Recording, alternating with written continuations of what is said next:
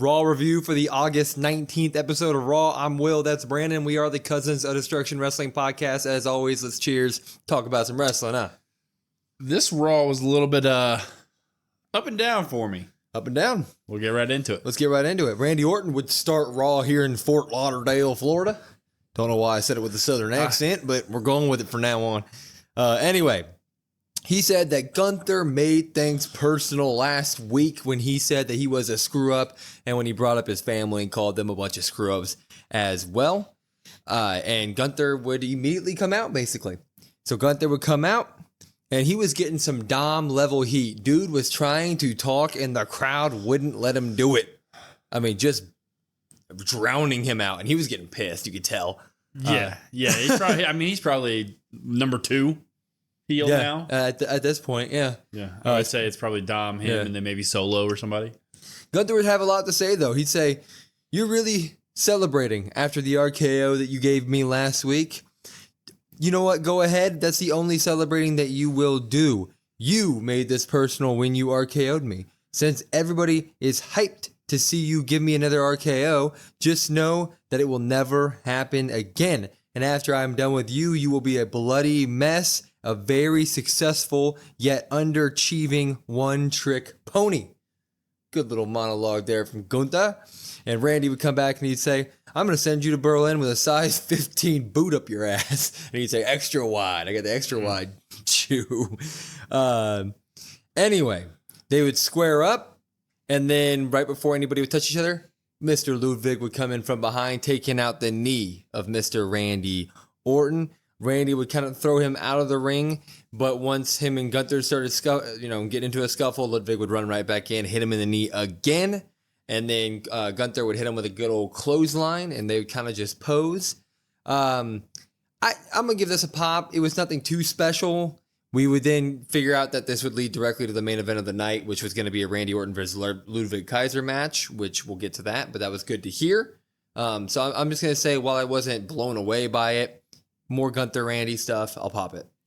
Yeah, I'm going to pop it as well, pretty much for the same reasons you said. There's nothing that I disliked about it. Right. I didn't think it was bad by any means. Now, did it knock my socks off? Did I even think it was good? Not necessarily. I thought it was average. I mean, it did what it had to do. It was a segment, and opening up Raw and going to the next one, yeah? Yeah, I mean, that's kind of the feeling of it, right? Mm-hmm. So we get a Sheamus interview backstage. His hand is all wrapped up from the attack from Pete Dunne last week where he hit his hand with the shillelagh. He would say his hands hurt, but are you ready for a banger? And he'd go out there. Sheamus versus Pete Dunne match would begin, and Sheamus doesn't lie. Yeah, you ready for a banger? Well, banger ensues, right? Yeah. So Sheamus would immediately go for a bro kick because he's pissed off that he hurt his hand, obviously. He misses, but he still kind of dominates the early match. But Pete Dunne is known as the master of manipulation, where he goes for all your joints and everything. So dude has an injured hand, master of manipulation goes for the hand. So he worked that most of the match here. He would take Sheamus to the outside of the ring, stomp his hand on the steel steps. Looked nice and brutal. There was a scene. Every match now, there comes a point where Sheamus is on his knees, just getting battered, and he kind of hulks up. And this happened, and he was getting smacked and smacked again. And he would look up at Pete Dunne and he'd say, "Are you a butch or are you a little bitch?" and then Pete Dunne would still slap him. Sheamus would try to get the 10 beats off, but Pete Dunne would actually reverse it and get his own 10 beats of the Baldrin off, which was nice. Sheamus was mad about this, and then immediately did his 10 beats back to him, and then he pulled him over the top of the rope and did 10 more beats. It was really, really cool little spot that you never see. Anyway, we would get Sheamus would go for the bro kick, but Pete Dunne would do a step-up kick and reverse it, and then he would hit a moonsault into a big knee from Sheamus. 1-2, ooh, there. And then a top rope white noise from Sheamus was reversed into a power bomb from Pete Dunne. 1-2, ooh, there. And then the spot of the night happened, really. So Pete Dunne dragged Sheamus over to the rope and then put his bad hand inside the turnbuckle, literally inside the black part of the turnbuckle, and did a running kick to it. And Sheamus got pissed again and just full on muscled his hand and brought the turnbuckle with him, broke the turnbuckle, and ended up hitting, was it a bro kick? Yeah, he bro kicked him. He ripped the turnbuckle off, bro kicked to Pete Dunne, 1, 2, 3. Sheamus would win the match. This was just phenomenal. I mean, great stuff. Very cool in spot. That's very original pop. Yeah, I'm gonna pop this as well. Sheamus is kind of the guy that kind of gets things going anymore. Yeah. He's that guy, you can pencil in one of those workhorses on Raw that is gonna have a good match to start off the night hot. Like you said, a really cool kind of end sequence with the turnbuckle covering getting pulled off. Yeah. Thought that was original. I hadn't seen that or anything like that in forever. I kind of wish Pete Dunne had got the win here. Me too. But I guess it makes sense. Sheamus gets the win, and he's going to be on ESPN College Football on Saturday. Hopefully he wears like a cast on his hand. Pete Dunne's also still working NXT a little bit. Yeah. So I think that's why they're okay with not giving him the win here, is that he still has work to do there. Yeah, and that's fine. I guess I just would have liked to see that because he's not going down to NXT and winning that. Right. So he's not going to win that triple threat. So I would have liked to see that because then I could have, maybe a little bit in my head would have been like, okay, maybe he can go down and then win. Sheamus could lose the next 40 matches of his career and it wouldn't matter. Mm-hmm. Like that's where he literally is just a guy who puts on great matches, and I don't care if he wins or loses. So if you're going to make the Pete Dunne thing happen, they should have just given him the win. Yeah, and it's kind of an interesting thought real quick, and then we'll move on because you could say like, oh, well, Pete Dunne doesn't need the win yet or whatever. He needs to earn it. Well, they could have done a best of 3. Yeah. And you could have him alternate and then Pete goes over in the end one or whatever. Because Sheamus is kind of in this weird spot right now and I guess maybe that's why he got the win. It's like he's feuding with Pete, but then he's also feuding with Kaiser as well. Like he's in this weird triangle of people. Yeah. I mean, you're right. You know what? Just this aside change into wrestling real quick. I love Randy Orton. Love him to death. We're from Kansas City, so he's kind of a hometown-ish guy when he comes to town. Mm-hmm. Man, I feel like at this point in the career, like Sheamus is he's just constantly putting on much better matches than Randy in the ring. Like, I love Orton, but the pacing of a Sheamus match, like you said, gets the crowd involved. Mm-hmm. And later we'll talk about the Randy match, but I found myself in that moment thinking like, damn, Sheamus is his age and was putting on like I was on the edge of my seat for that match compared to the molasses type of pace that we get from there. So I just want to give Sheamus his flowers. He's great. Anyway, we then get Woods and Xavier Woods and Kofi Kingston. They're backstage, and Xavier for the first time actually brings up his troubles. Kofi Kingston's like, hey man, we've noticed that your vibe's a little off, and he's like, honestly man, I kind of wish you would have talked to me about Odyssey Jones because it kind of feels like you're replacing Big E here, and Kofi basically gives him the whole, no, we're a family forever. We're the vets now. We're just trying to build up young guys, and we're going to help them out there. And Xavier's like, yeah, that's fine.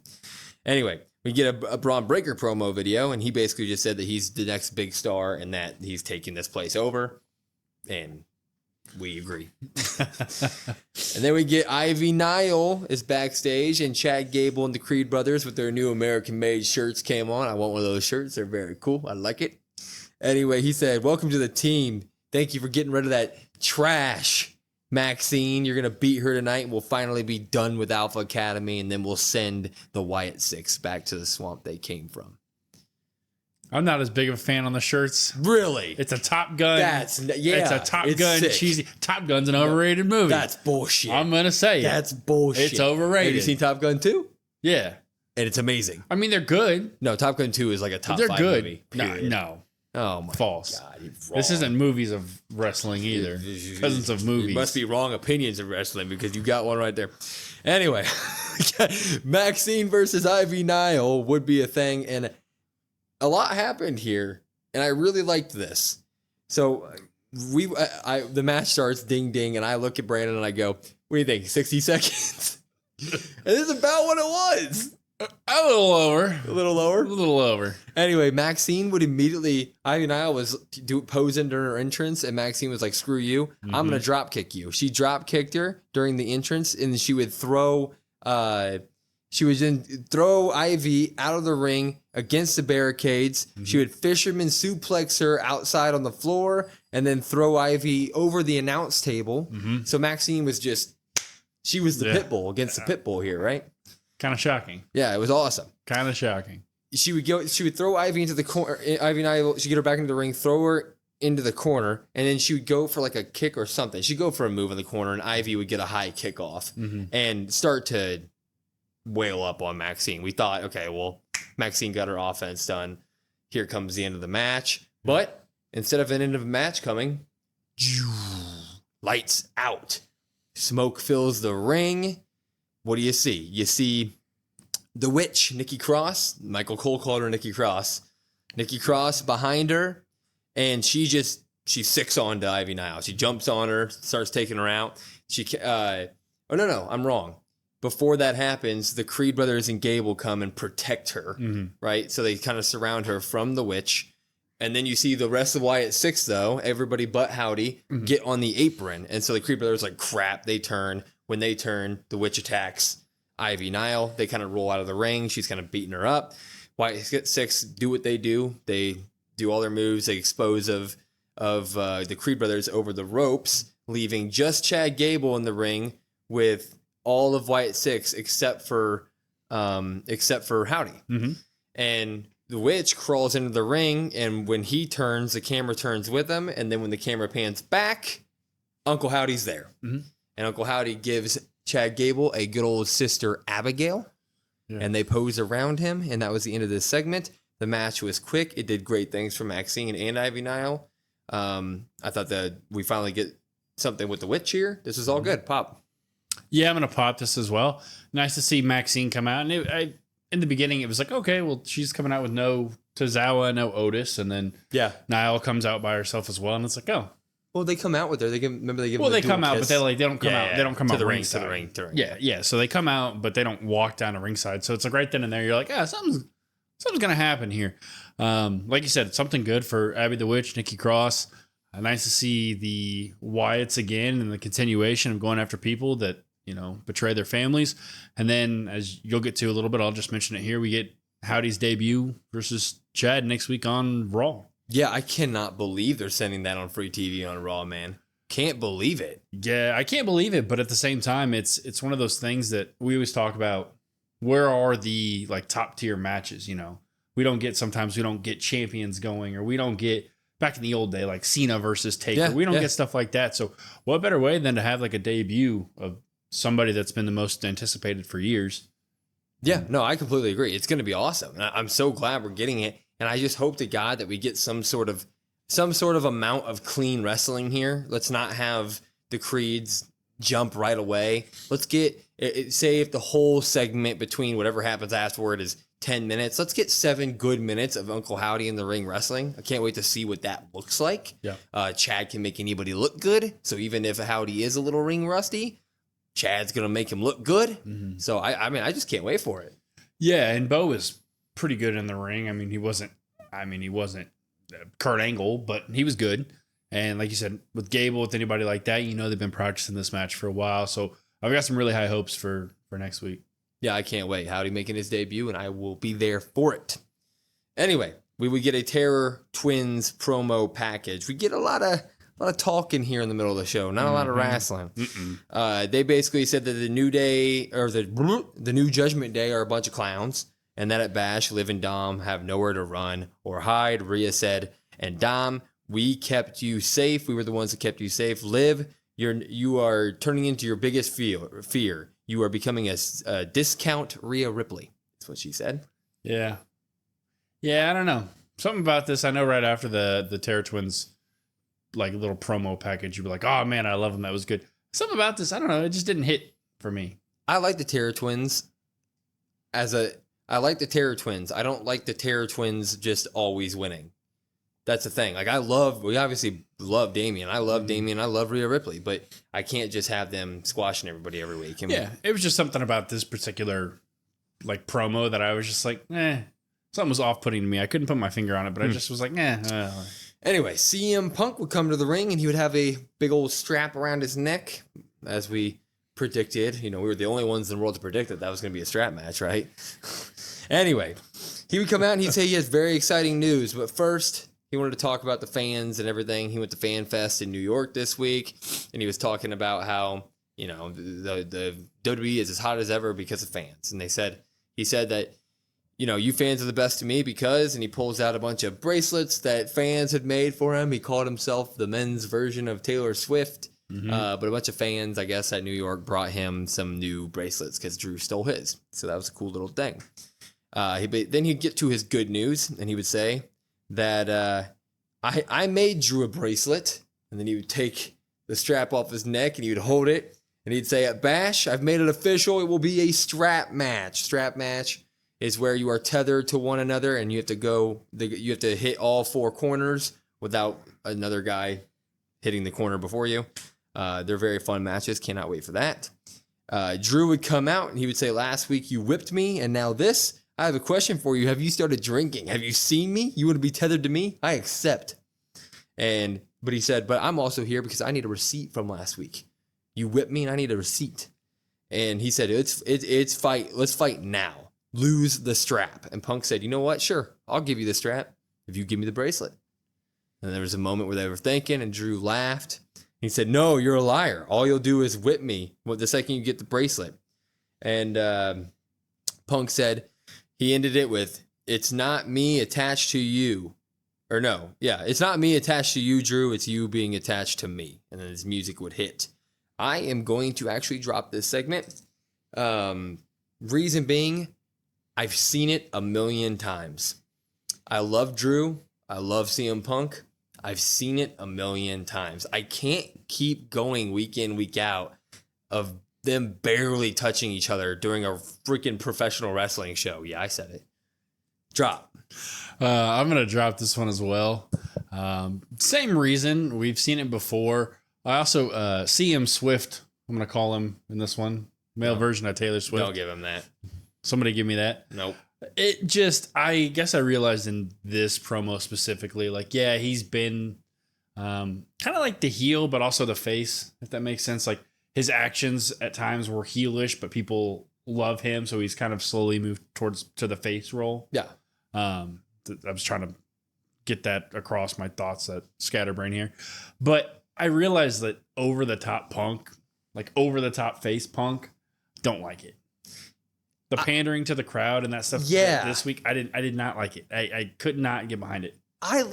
Punk has always liked the crowd. Mm-hmm. Like, he's not like, okay, well, he has, because he's been full on heel a few times, but even during his tweener stage where he's doing the bad guy stuff, but also is the guy who gets cheered, he gives the fans their due. But like, yeah, I find myself thinking that Punk is just more of the smile and wave to the crowd type of guy, and really like saying nothing.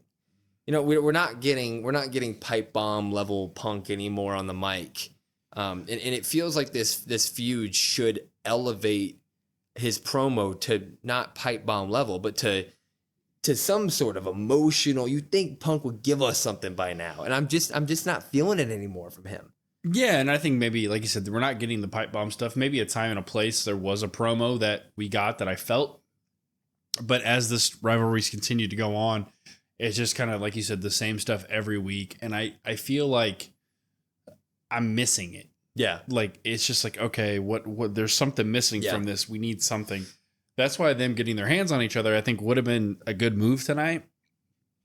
But I guess I understand why they don't do it. But I'm finding myself quickly, like, drawing kind of tired of this feud right now because it is the same stuff. And people are going to be like, well, he hit him with a belt the strap last week. That's getting your hands. I need like a GTS. I need some wrestling moves. You know what I mean? Well, even that, like, he had it and Drew obviously ran away because, it wasn't enough to me. Like, yeah, it was impactful for the short amount of time. But I feel like, what about Drew getting a Claymore off or something? Something. It's just something. I need some sort of substance. Maybe we get that next week. But the whole Punk coming out, cutting a really over-the-top babyface promo, it just didn't do it for me. I completely agree. Before we move off the subject, we do officially have the match. We're getting a strap match between CM Punk and Drew McIntyre. What are we thinking about that? Yeah, I'm excited for it. I'm excited to see the old stipulation come back. I think Punk has to get the win. Yes. Just because then it's got to be tied up and you got to have a third one. Even though when you think about that, like there better be really some length in that strap because like Punk's not dragging Drew around the way Drew can drag Punk around. You know what I mean? Yeah. So there better be some give to that. Yeah. Yeah, I completely agree. The idea of Punk being strapped to Drew, and when you think about it more than just at the base level, it's like, oh my God, he could just drag you around the whole freaking ring, man. I mean, the dude's 3 times your size. I need Punk to win, but I don't know how you do it without making Drew look, because Drew's first win was very Rollins based too. And that's not the cleanest win. So I wonder if they're going to somehow find a way to make this a tweener win as well. Yeah, I'm sure there's some sort of effery, as we like to say. I'm sure there's something weird that goes on that Punk maybe somehow outsmarts McIntyre, is the way I would say. Now, what does that look like? I don't know. But, I mean, the last strap match, the one that really goes in my head is like, oh, God, who was it? JBL and Cena? Yep. That's the one that really sticks out in my head. Oh, no. It was JBL. Or was it JBL and Guerrero? Well, there was that one. There was also, was Batista in one, I feel like? Yeah, I don't remember. I feel like I specifically thinking about one we got on SmackDown years ago. Probably Batista and JBL. That's going to be my final answer. It's probably wrong. But like that was 2 big guys that you could see just destroying each other. And Punk is, I mean, both these guys are a little bit older, but Drew's in great shape. Punk is not, he's in good shape, but he's not Drew shape. So I'm intrigued to see how they're going to work that, because that's an interesting way. I know we're going really long. I just want to put one more thing. I just think this match has no actual title stakes or anything. I think it has the most stakes on the card in terms of either giving me a reason to keep caring about this feud or me being completely done with it. Like if they go out there and they put on like a 7 out of 10 match, that's not going to do it for me, because we've waited. We've only gotten one time where these guys really squared off in the last 4 months. This match needs to give me a big reason to stay. Yeah, and the SummerSlam, we'll add this last point and then we'll go on. The SummerSlam match was, I mean, it was good. It wasn't I keep saying knock your socks off, but it wasn't knock your socks off good. And it was good, and Rollins was there to kind of help that. But the match itself, I didn't find myself leaving that match being like, oh, give me more. Yeah, I agree. Let's move it on. We got a couple things here. We got a Liv and Dom video package where basically Liv said that they are the couple to beat in the WWE, and Dom came up and said, you know what, Damian, I'm a man, and I'm going to challenge you as a man one-on-one tonight. You leave Rhea in the back, and I'll leave Liv and the boys in the back. Let's square off one-on-one, and that match would go official. We would then get the match of the night, New Day with Odyssey Jones taking on the Final Testament. Actually, this wasn't match of the night. There's one more match that I thought was the top this one. We get Karrion Kross and Xavier Woods to start the match off, but Kofi would just tag himself in. Tag him on the back, and Xavier Woods was pissed about this, and it turned into Karrion Kross and AOP dominating Kofi Kingston for 95% of this match. Karrion Kross looks great in the ring. He just has an awful character and an awful story around him. Anyways. Which, at this point, they've tried it and tried it and tried it. It's him. You know, I'm tired of people being like, oh, well, if he had a good character, they've tried and tried and tried with him. At this point, I would say that it's him. He just can't connect. Yeah. Anyway, so there came a point in the night where Kofi was looking for a hot tag, and he was able to choose between Xavier Woods or Odyssey Jones. He chose Odyssey Jones, who would come in, kind of just dominate everybody. Some effery would happen where all the guys would get into the ring, but at the end of the day, Odyssey Jones would hit the journey's end onto Karrion Kross and get the pin. 1, 2, 3. New Day and Jones would win. Woods wouldn't really celebrate afterward. He would kind of just smirk. He was kind of mad about the no tag. No, this is going to be a drop for me. I don't need to go into detail. We say it every week. This story just isn't doing it, and they're not giving us any reason for it to move. So no. Yeah, they're dropping it. It's basically a 3-on-1 because AOP's just there. Yeah, Paul Ellering's just there. Scarlett's just there. There's no reason to care. Yeah. Like I said, Cross has been pretty good in the ring. I've liked his moveset when he's in the ring solo, but God, he just can't connect. Yeah. And it's not good. This is bad. It's not good. It's bad. Okay. It's bad. Okay. Terror Twins would be backstage again, and they would basically both just agree that this is a trap by Liv and Dom. And Damian's like, you're probably right, but let's set a plan. But most importantly, I just want to get my hands on Dom. We get Bronson Reed comes out for a match. We're like, who? Turns out it's the Miz. Miz wants a no disqualification match because he wants to avenge what Bronson Reed did to R-Truth. He says that he does not actually want to fight in the match, but he needs to because he doesn't have a lot of friends. And so he wants to avenge the ones who he's got. And this was awesome. It was a no DQ, one of those old... I think you mean awesome. I'm actually glad you did that. It was an old gimmicky match. It was gimmicky and it was fun.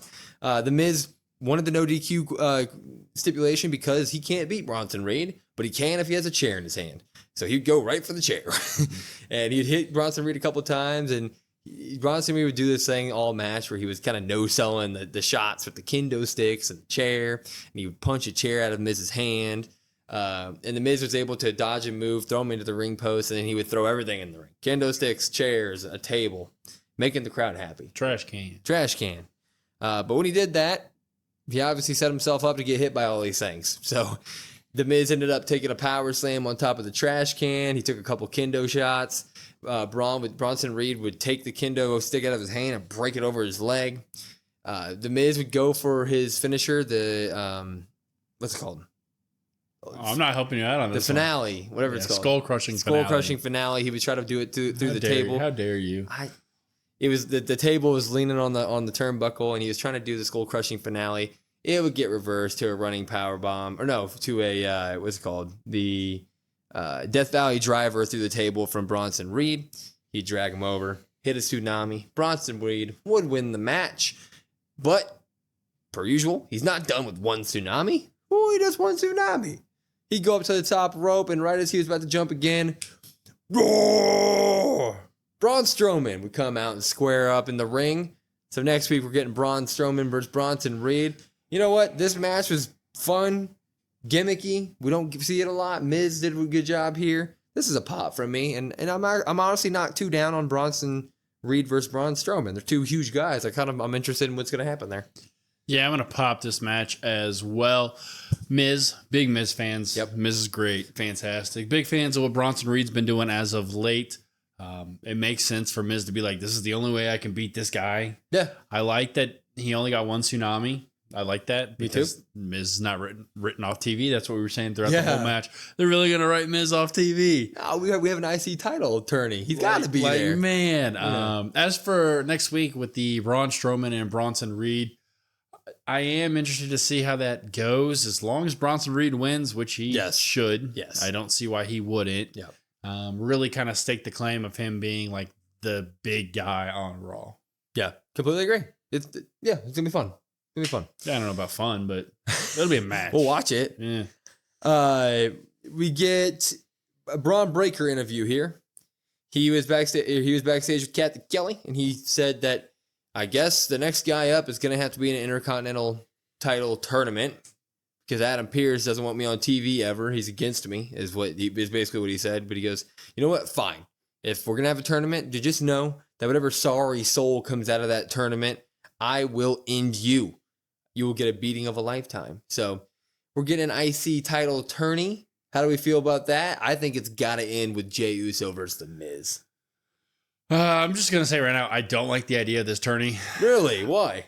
It's not that I don't like tourneys. I feel like WWE has been too tourney. I feel like they've been relying on tourneys there. It takes away from like the specialty for me of like King and Queen of the Ring. If we are just turning here, turning here, turning here, turning here. Good point. I understand why they're doing it. They want to do it. They want to get a lot of people on TV. They want to have these random matches kind of mean something. So I get it. I just wish we did something that was, I don't know, maybe more thought out than just, hey, here's a tournament. I think you should reward stories. And the story here is Braun Breaker's a badass and Bronson Reed is running through the roster. So why would you not? To me, that story built up. I thought for sure that they were just going to have Bronson Reed go for that IC title. But I guess he's going to have to go in the tournament, I guess. Well, that's a good point. I mean, why not just make the Braun Strowman Bronson Reed match part of the tournament? What do you mean? Like next week, how Bronson Reed fights Braun Strowman? Oh, why not just put that in like the opening round match? Very true. Why not just do that? Because you're not getting a full blown rivalry with those two. Yeah, I agree. Hopefully they have the right guy come out here because we need Braun Breaker to be to be. I mean, he's a star. He's a star. So anyway, it's going to give some good matches. I know that. I just wish, like I said, a little more thought out than just turning. Then we get the best match of the night. I'm going to say it every time. Dom versus Damian. Great match here. They come out both alone. Dom first. Damian Priest coming out completely alone. They're sticking to their word here. They left Rhea and Liv backstage. No, they didn't. Judgment Day jumps Damian Priest during his intro, and Damian is able to. So it's Finn, JD, and Carlito. Dom just kind of sits in the ring and watches, and Damian's able to kind of get rid of all these guys. He would go for a South of Heaven on Priest, but Carlito would save him there. But Damian had a chair somehow. He got one under the ring real quick, or one of the Judgment Day brought it. I don't remember, but he was able to hit JD with it and then kind of get rid of Carlito. And when he's kind of done on the outside of the ring, we turn to the camera in the ring. Miss Rhea Ripley is standing behind Dom. She gives him a good old smile, and then she headbutts him. Mm-hmm. And then she takes Dom outside of the ring. She goes for, she's going to do her finisher to Dom through the table. But Miss Liv is there to save Dom once again. And Liv's actually able to dominate Rhea here. She gets she's throwing Rhea's head off the announce table. And during this, Damian gets in the ring because he's not going to allow that to happen. But all of Judgment Day were to sick on Damian here. They're finally beating the hell out of Damian Priest. They hold him and they make him watch as Liv throws Rhea into the ring post and into the stairs and into the ring post again. Then back onto the announce table. And then Finn would do the coup de grace to Damian Priest in the ring, and then Liv would hit the Oblivion on Rhea Ripley, and then they'd let Dom finish it off with a splash from the top rope to Damian Priest. Judgment Day finally looks imposing here. They get rid of the Terror Twins. They do the job. This was good. Pop. Yeah, still, I'm going to pop this for now. There was still a resistance with Priest in the ring where he does fight off like 3 more of the Judgment Day later on, and then the 4th one hits him, so it's like the numbers game is catching up. But my takeaway from this was there needs to be another woman to help Liv, like we've talked about, because like seeing her beat up Rhea, I know she hit her with the chair, but you look at the size difference of those two. Yes, I'm just like, oh, we need some muscle here. So I don't know who. My takeaway was sort of the same, but it was with the men's side of it. I don't think it should take all 4 of Judgment Day to take out Damian Priest, especially if you're wanting to build Finn or Dom to be some sort of imposing single threat at all. Mm-hmm. You can't have 4 guys have to take out the former champ. Yep. Like, I love Damian Priest, but if Finn should be the guy that comes out and is able to get work done every once in a while for them. Yeah. Yeah, so I'm definitely popping it for now because it was nice to see them get the advantage here just because of the numbers, like they need to. But at the same time, I still had little, I guess I wouldn't say, I guess concerns would be the best way, or maybe a gripe or two. Like it wasn't perfect, but it was a step in the right direction, I thought. And I'm not letting you get away with it, WWE. We still need a Dom versus Damian match. Anyway, J-Day, we get hold off on that one, I guess. We get a very short J-Day backstage where Finn would basically say that's a taste of what's going to happen at Berlin, and Liv would say, I'm going to make Rhea my bitch, and Carlito would say, I like it when you talk dirty. No, Dom said that. Oh, Dom said that? Dom said I thought it was Carlito. No, that's why I laughed so Carlito hard. said after Finn cut his promo, and JD goes, you were the champion because of the Judgment Day, and now you're not because of the Judgment Day. And Carlito was like, that is cool. Yeah, that is cool. But like they did it with Carlito that I'm like, oh, if he could just start saying that is cool like that. Oh, yeah. After little things that like should be his whole gimmick. Just why super effective. They should have a Judgment Day that is cool shirt. It would make sense. With an apple. And then for the 4th time tonight, I'm going to say it. This was the match of the night. He really means it this time. Yeah, the women's tag title match, Damage Control versus the Pure Fusion Collective, PFC versus the Champs Unholy Union. This was a mess. We are normally trying to be positive, especially when we're doing our reviews, just because we love wrestling and we should be positive about it. But I can't find much positivity in this one. This was an absolute mess. It was like the timekeeper didn't ring the bell for the first 90 seconds of the match. And so it was a no disqualification triple threat tag team championship match. So why are there tags in a no disqualification match? If Sonya's on the outside of the ring, why it's a no disqualification match? So why doesn't she just get involved in the match? It didn't. Ugh. This was a Damage Control show, though. They carried this match. They absolutely did. Io Sky, in particular, carried this thing. Missile drop kicks, high flying stuff. You know, they would do the suicide dive thing where they each jumped on the outside of the ring at the same time. Now, before we get too far and say that, but it was a Damage Control show, but it was almost not a show because Kairi Sane runs off the ropes and Io goes to kind of like power bomb her, like throw her back behind her to the outside. They were obviously too close to the center of the ring, and Kairi looked like top dollar flopping over that rope. Yeah. I mean, it was not good. This just wasn't. I mean, Io, again, all my notes were basically about Io and Kairi Sane because that was really the only thing that happened here. Yeah. Each tag team would get like 20 seconds of fame, but it was spot fest, and they weren't hitting it quite right tonight, and Damage Control just had to be heavily leaned on. But what ends up happening is Kairi Sane would go for a top rope, her insane elbow.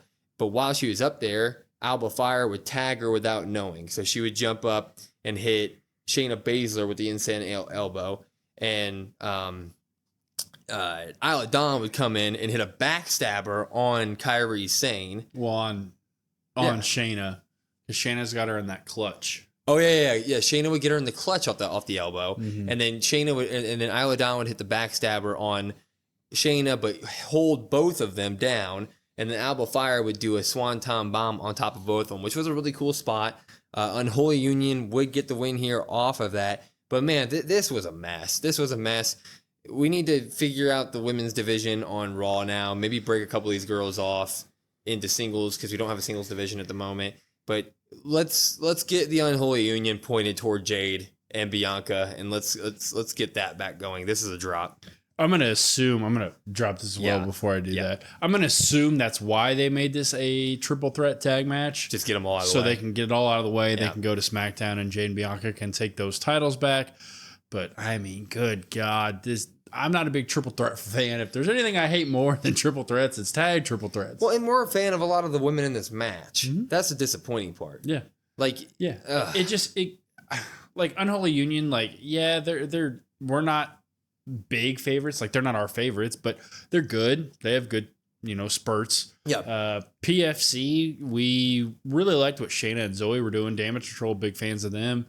But when it was like you added too much in this and it got to be too confusing and too complicated, just really hard to follow along. And just, you could tell at points like the girls don't even know what they're doing. Yeah, it felt like they were backstage and they just threw out a shit ton of spots and no through line of like how we get to the next spot. And it showed. It was just bad. It was just bad. Yeah, and it just kind of, I don't know. I mean, it's weird that this went on, to me at least, so late in the night. Yeah. I feel like if you could have moved something else around, but it's like, God, this really took the air out of my sails. Yes, at least I was like, dear Lord. So, Jey Uso was backstage in the interview, and I forget who the interviewee was. Jackie. Was it Jackie? Mm-hmm. She mentioned that Sammy's gonna be out for a few weeks, and Jay said, yeah, Sammy told me that just because he can't be champ doesn't mean I can't be a champion. So I'm going to enter myself, into the IC title tournament. So we already kind of alluded to that earlier. I don't see Jay going for the IC title as a good idea at all. Just because even if you have him win it, Braun Breaker's not dropping that title to Jey Uso. I'm sorry if people think that. And Jay doesn't need any more big losses, man. I mean... Yeah. It's a weird spot to put him in because we want him on TV wrestling because he needs to be, because he's so over. Yes. But when you put him in a tournament, you have to have him win that tournament because you don't need him to lose. Yeah. And then it's like, well, you're not having him beat Braun Breaker. The only hope I get out of this is that him and Sammy do meet in the tournament and he beats Sammy. I think that would kind of solidify him a little bit as like a singles guy. I don't think Sammy's going to be in it. Sammy's done, man. I would like to see that. Now, I don't know if he already had his IC title reign. Yeah, but they need to fill 8 spots. Pick 8 people right now. 8 people off the top of my head. Yeah. Jey Uso, Bronson Reed, The Miz, Braun Strowman, Ilya Dragunov, Sheamus, Ludvig Kaiser. That's 7. Looks like you need one more. Oh. Sami Zayn. Boom. No, not Sami Zayn. Boom. You can't give a guy 50 chances. Chad Gable. No, Chad Gable's in the howdy stuff. I get your point. He's probably not going to be in it, but I would like to see the dynamic of like they're starting to build that friendship back up, that brotherhood. I just want to see something like that because I think it's cool when like back in the old days you'd have like the Hardy brothers versus each other or Edge and Christian versus each other in a tournament, stuff like that. I just like that dynamic.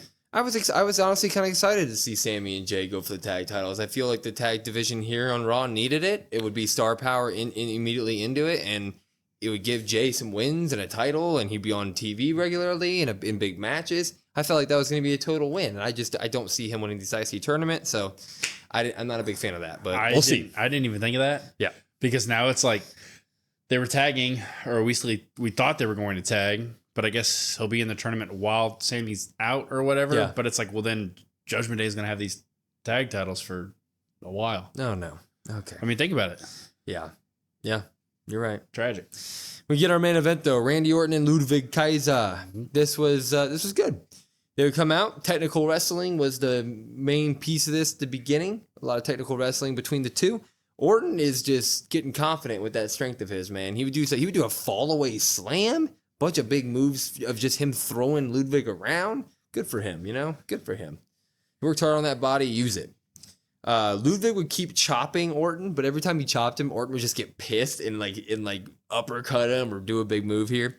They were on the outside of the ring, and Orton looked like he was going to do his patented drop on the announce table, but Mr. Gunther would come out, disrupt the match, and when Orton would turn and acknowledge the fact that Gunther was out there, Ludvig would attack the same knee he attacked earlier, and that was the story for the rest of the match. He would do his run around the ring drop kick to his knee against the steel steps. And then he would just he would also steal Orton's move. Ludvig would drop Orton onto the announce table. Mm-hmm. So he was doing all the stuff, but he was attacking the knee the rest of the match. That would change when he would go. He was kind of doing like a springboard stomp. He was using the ropes to stomp the knee, and Randy would use his giant leg that he has now and just shoot Kaiser over the top rope. It was sick. He just launched him. It was a good little thing. When he did this, they would go to the outside of the ring where Ludvig would jump back on top of him, and then he would do the cocky thing. He would go for another running drop kick where Orton obviously didn't allow it. Clothesline. And Orton would drop him onto the announce table not once, not twice, not 3 times. Orton dropped this man on the announce table 4 times. That announce table didn't break. Good for the announce table. Orton would do a whole comeback. He would do a superplex. He would do the vintage Orton DDT. He'd go for an RKO that would get reversed into a roll up. Obviously, he didn't get pinned. They'd pop back up. RKO out of nowhere. 1, 2, 3. Randy Orton wins.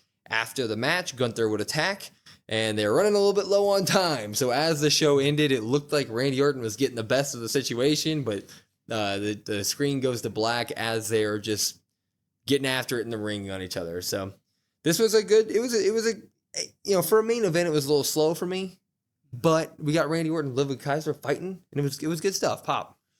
Yeah. As for the end, I kind of like it because it leaves you like a little cliffhanger, kind of like they used to a little bit. It didn't used to have just a straight ending, maybe 30 seconds early. So it's like, oh, what happened? I wonder what happened. So I like that. As for the match, it was fine. Yeah. I mean, I nothing bad to say about it. It's nice to see Kaiser in a main event match. He gets some time with Randy, and I thought they both did their part. They both looked good. Question. What's your interest level with Randy and Gunther going into Bash in a week and a half? Like 1 to 10. Yeah. Like 10 being interested. Yeah. To that 3. Really? Yeah. I'm kind of on that level with you. Yeah. Which sucks because when we wrote down, when Orton came out for the first time to kind of announce this match, I was like, oh, I'm totally in. I was at like a lukewarm 7. But I just feel like, now we're getting it. Gunther's going to win. It's kind of how I feel. It's going to be good. Yeah, I mean, there's been nothing for us to think that Gunther would lose. Yeah. I mean, I get people like, oh, he just won the belt. How can I've seen people comment, oh, he just won the belt. You guys are stupid for saying that Randy's going to win. Well, we never said that. We thought that Gunther's going to win. Well, we are stupid, but Yeah, that's besides the point. But it's just like, you got to plant a little bit of doubt in. Yeah. And there's been just zero doubt. And it's going to be a match. Yeah. The Bash at Berlin, like, as much as like I was really excited for it, I know the crowd's going to really make it a good show because international crowds are always great. But as a whole, it's kind of just like a B- for me right now. I agree. Like I'm not overly excited. Like we're going to get wrestling on a Saturday. I like the Saturday shows. There's going to be some good stuff with Judgment Day there. Yeah. Was Punk Drew there, I assume? The strap match, I assume that's going to be there. Yeah, that's I assume that's going to be there. That'll be good, I guess. We'll see what they do with it. But as a whole, it's just kind of like, kind of feels like a throwaway almost. It feels like the backlash of SummerSlam's Mania, really, which is fine. It'll be fine. I'm looking forward to it. But in terms of this being Gunther's first big title defense, I'm kind of like, not where I want to be with it. It's got a lot of name. It's got a big name, feud. It'll bring people in and be like, oh man, Randy Orton. Okay, cool. But like, if you watch every single week, like you're probably not as excited as maybe a casual fan that might be flipping through Peacock on a Saturday. I agree. Anyway, we had our downs for this episode, but overall, pop from us. So another good episode of Raw. Good stuff. Yeah, it was Raw's been really, really good. This one a little bit lackluster, but still good, outweighing the bad at least. Agreed. Anyway, follow us on all of our socials at COD WrestlePod, COD WrestlePod. Listen to us wherever you get your podcasts at Spotify, Apple, etc. And follow our Discord in the link tree in our bio if you want to come talk some wrestling. We had some fans that were there this week sending some videos. Very cool to see. Yeah. But until next time, I'm Will. That's Brandon. We are the Cousins of Destruction Wrestling Podcast, and we will see you next time.